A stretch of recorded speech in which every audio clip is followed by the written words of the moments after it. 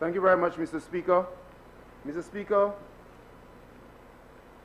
let me thank you once again for this opportunity to contribute to yet another resolution, this time the Village Tourism Initiative by enhancing specified infrastructure and supporting eligible small and medium-sized enterprises. I sat there, Mr. Speaker, and listened to many exchanges and jabs about guavas or guava and bread and who had suits and who didn't have suits. And I listened to the member for Castries Southeast when he spoke so glowingly about the many people who will get opportunities.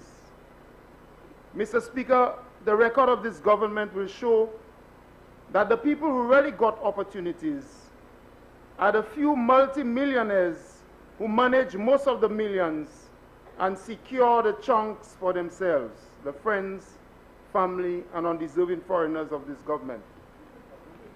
Mr. Speaker, I sat and listened to members opposite addressing this matter of village tourism, and I could not believe, Mr. Speaker, that they were speaking at a time when all around the world, all development agencies, the United Nations Conference on Trade and Development, so many experts are saying to us that we need to take a new direction in tourism.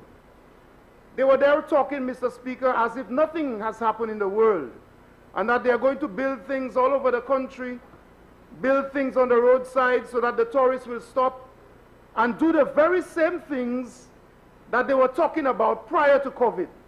Mr. Speaker, this is a government without any vision, without the ability to adjust to crises in the world, as we have seen, Mr. Speaker.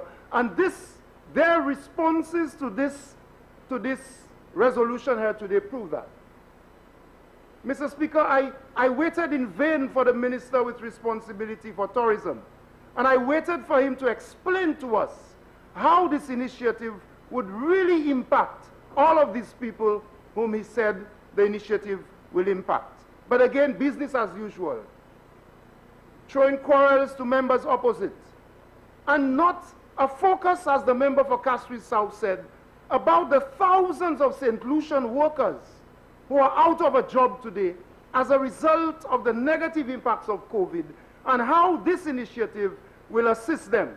And I will show you in a while, Mr. Speaker, that so many international agencies are pleading with governments to focus on the workers today, these workers who are out of a job because of COVID-19 impacts.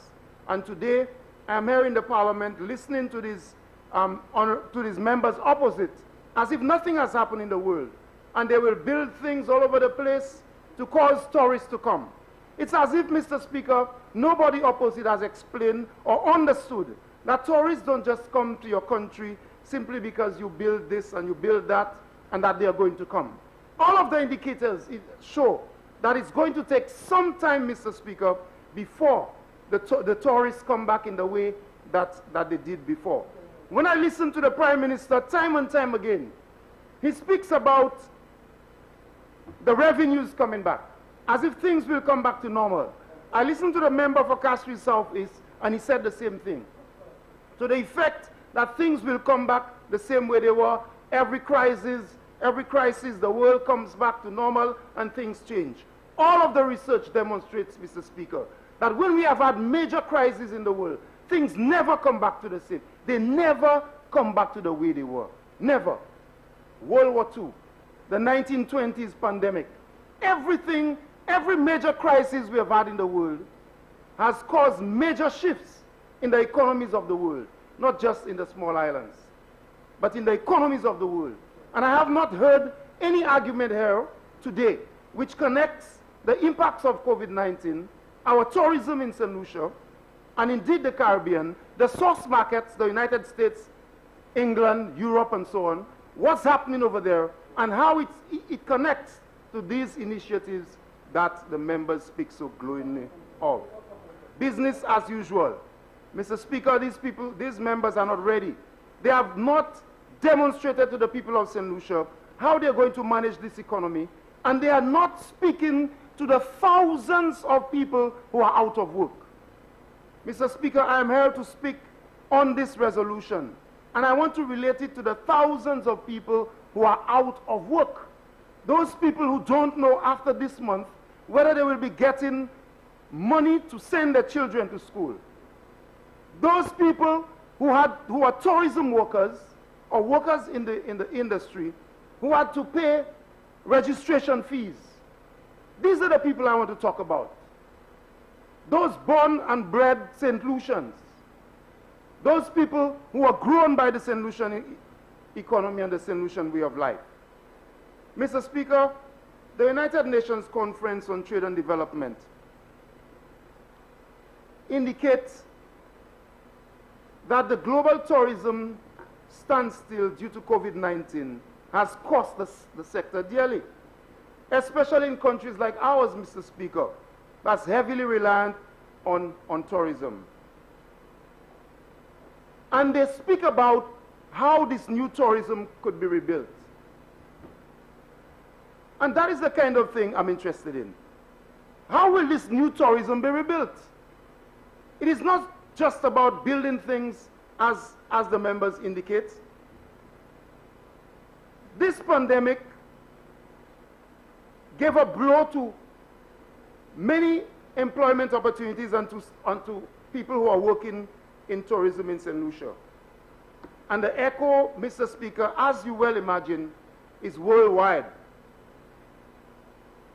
They are saying to us, Mr. Speaker, that over 100 million jobs are at risk. And only on August 25th, the United Nations Conference on Trade and Development, they were indicating to the world that this is going to have profound impacts and all countries must do things differently. What about St. Lucia, Mr. Speaker? How many jobs of St. Lucians have been lost? Is it 16,000?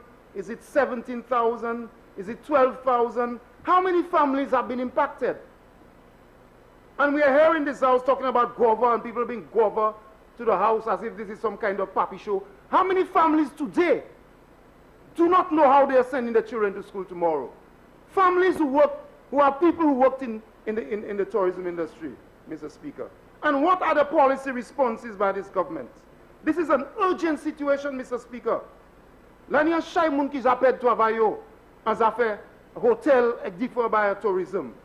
Et nous venons ici à Mr. Speaker qui parler l'argent que le gouvernement a prêté pour aider les gens qui veulent bâtir tourisme, affaires tourisme.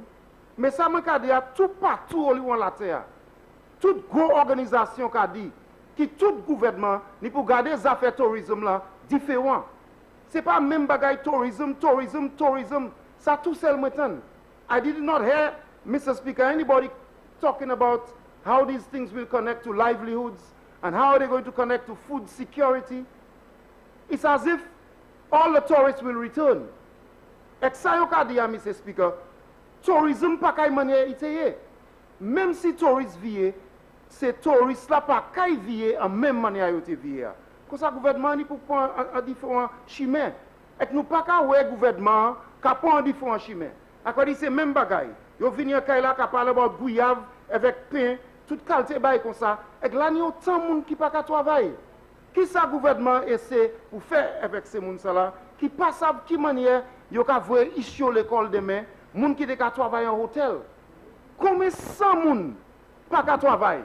Et c'est pain et gouyave yo ka venir parler about un house là aujourd'hui à Mr. Speaker.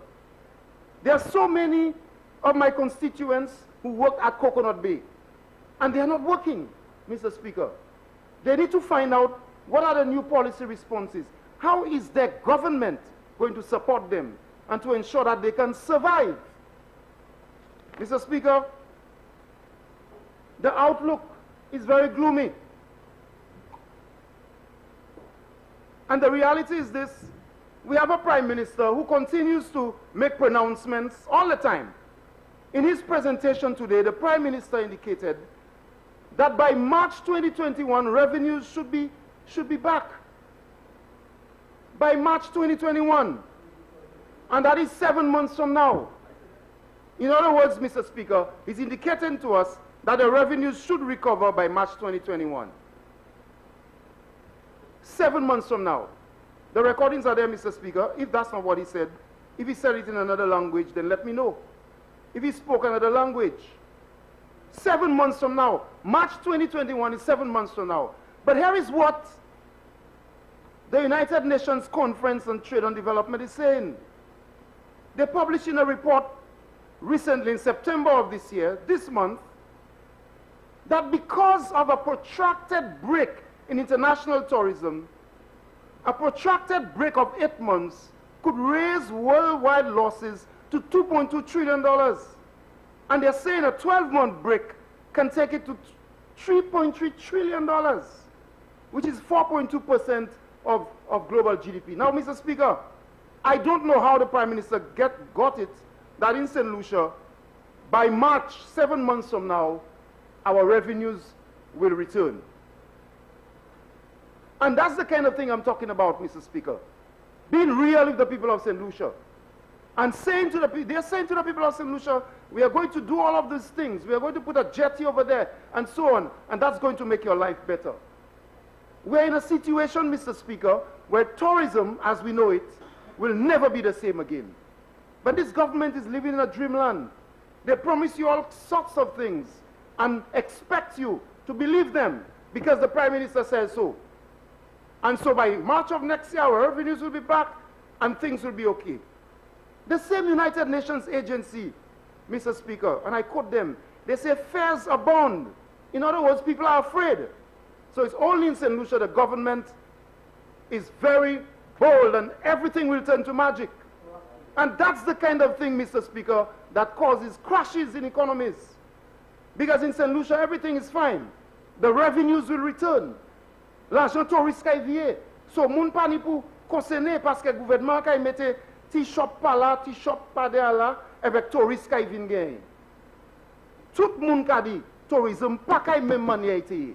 Et gouvernement sa ka continue mette zey ada poyen tourisme sa la, plus gros passe ite mette avant. Although we are in a crisis situation. Mr. Speaker, the United Nations is saying to us that look what's happening in Europe. The same travel restrictions that were lifted for summer are now coming back. And this, Mr. Speaker, this resolution is obviously predicated upon the fact that in our source, upon the notion, the belief that our source markets will rebound. And the United Nations is saying to us that over there they are afraid. Fears abound, Mr. Speaker. That in Europe travel restrictions are back. You see what's happening in England. But no, this government is burying its head in the sand because it's going to get a loan and they're going to boast to people, nous ka fait this bau, nous ka fait that bau, in a dream world, instead of facing the facts and creating policies where people can eat and people can survive. Mr. Speaker, the United Nations again urging governments to protect workers. In fact, in the document, it actually says people first. People first. It's in the document, in the United Nations document. And that was indicated, Mr. Speaker, by the Secretary General, Mokisha Kituyu. And she insisted that in this environment, governments must put people first, advising governments to assist current tourism enterprises. There's a whole discussion, Mr. Speaker, on what should happen on the blue economy. A lady called Donna Bertirelli, Mr. Speaker, spoke about it, advising governments to take a new direction, but not this government.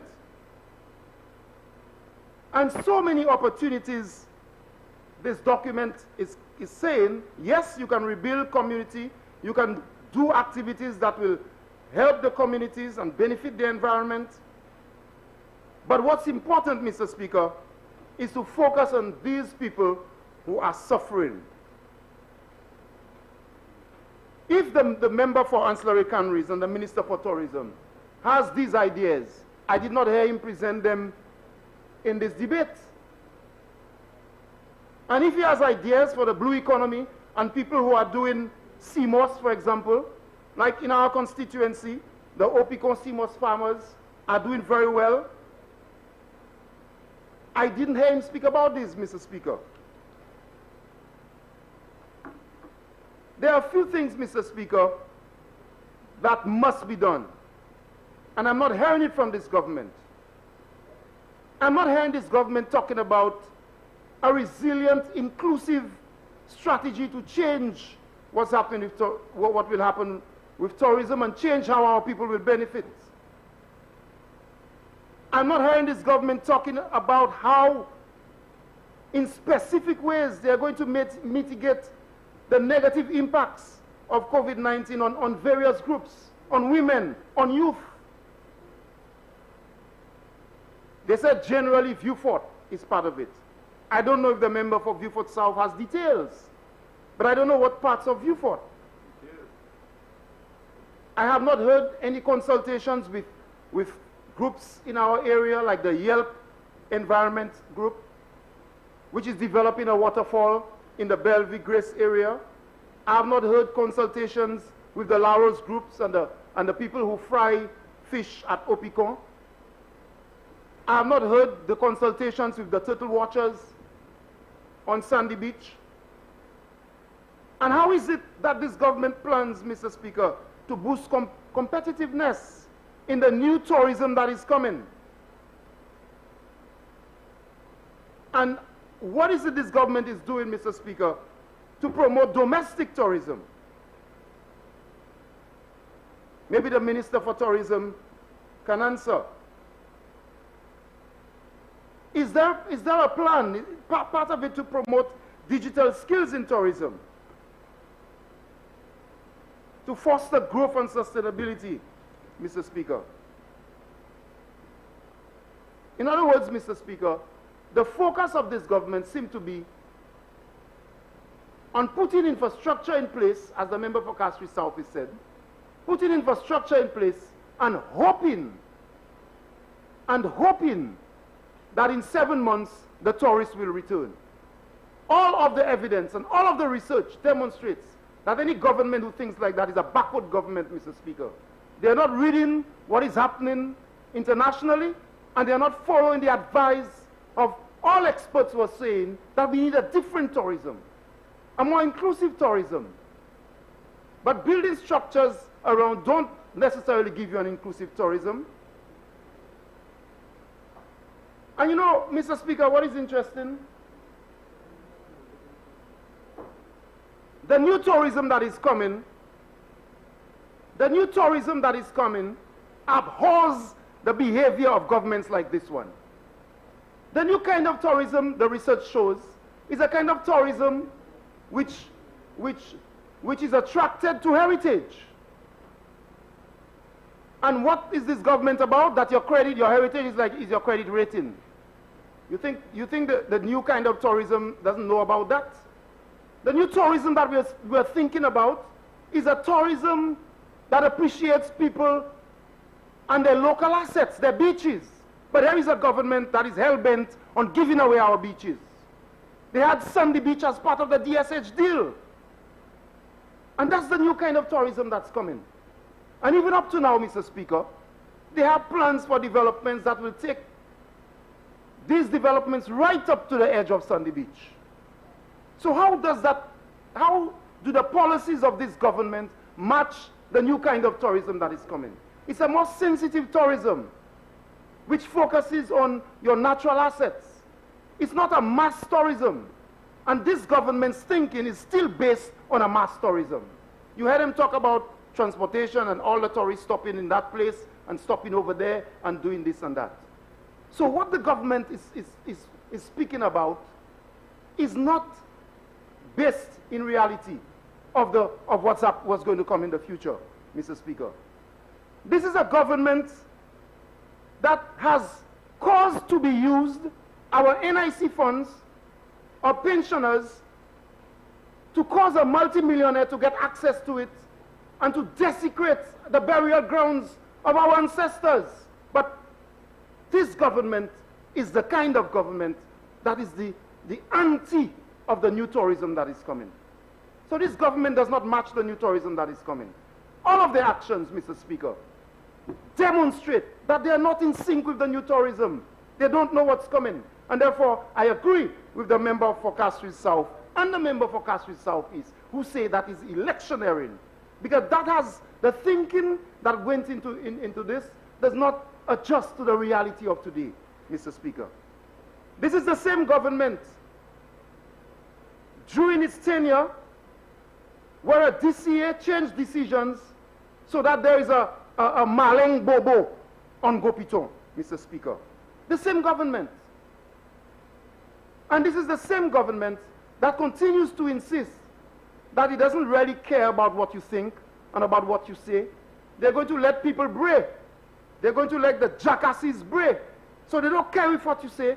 That is not the new tourism that's coming. It's a tourism of inclusivity, a tourism that focuses on how people treat their natural assets, as I said before, and a tourism that's based on partnerships with local people, and a tourism that's based on individual and group relationships.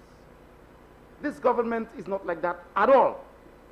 So, Mr. Speaker, while there are many opportunities within our constituencies for heritage tourism and for the development of sites, this government has not explained how the new tourism will fit into that. So we too have areas that people visit. We have had our local tourism happening with our waterfalls and so on in Beaufort North. We too have had people visiting us internally because of what we do with our cultural activities. Although their surrogates like to say, the only thing I can do is to speak patois and play drums. That's what they say. But I understand why they'll say that, because I'm a product of St. Lucia. I'm proud of the fact that I speak patois and play drums, Mr. Speaker. I'm a product of St. Lucia. I'm not a product of any other place. I'm a product of St. Lucia. Good noise, just like good trouble. Good noise like good trouble. Good noise is important. Mr. Speaker, so the opportunities that are there, Mr. Speaker, this government has not demonstrated that it's ever been interested in it. At Savans Bay in Beaufort North, for example, we have developed facilities where work was not continued, Mr. Speaker, but thankfully, our people are using these facilities to grow their CMOS and to have local touristic activities right there and then. A more intimate kind of tourism. And so, Mr. Speaker, while the intention of this to cause people to participate in tourism is not a bad intention, it's very clear that this government is not doing this correctly. I can predict, Mr. Speaker, that all of these structures that they're going to build will be there for a long time before any level of normalcy returns to tourism. And I can say to you that the prediction of the Prime Minister that by March of next year, his revenues will return, or the country's revenues will return, is a prediction that I have a lot of difficulty with. And if he's basing his policies on that prediction, Mr. Speaker, it does not look like he's following what's happening globally. And his ideas, and this government's ideas of development, of tourism, are ideas that alienate our people, Mr. Speaker. Alienate our people. So there are more incentives, more likability projects for people who come to St. Lucia during this COVID pandemic from countries where you have the most COVID in the world. But St. Lucians themselves will soon get imposed upon them some of the most draconian measures that are not in a state of emergency. You see how this government is two-faced, Mr. Speaker? And that's the kind of thing that is happening. So, Mr. Speaker, I trust that since the loan will be in the SLDB, that there's no political interference. What? And I trust, Mr. Speaker, and I hope that this government, in fashioning the bill, as the Minister for Tourism said, takes into consideration the new realities with tourism in St. Lucia. It's another, as the member for Castries is said, another flashing mirror. Just like they said they remove VAT. Just like they said they're going to build 7 hotels. Just like they said we'll have a Pearl of the Caribbean and no ghetto in Vieux-Fort. They call us ghetto people, and showed all kinds of pictures and all skyscrapers. Just like that, Mr. Speaker, I believe this is an election project. I do hope people benefit from it, because it is the people of St. Lucia who have to repay this loan, and this government is not acting, Mr. Speaker, like they understand what's happening to tourism in the world, and they have not demonstrated to us the new vision and how the new tourism will be. I thank you, Mr. Speaker.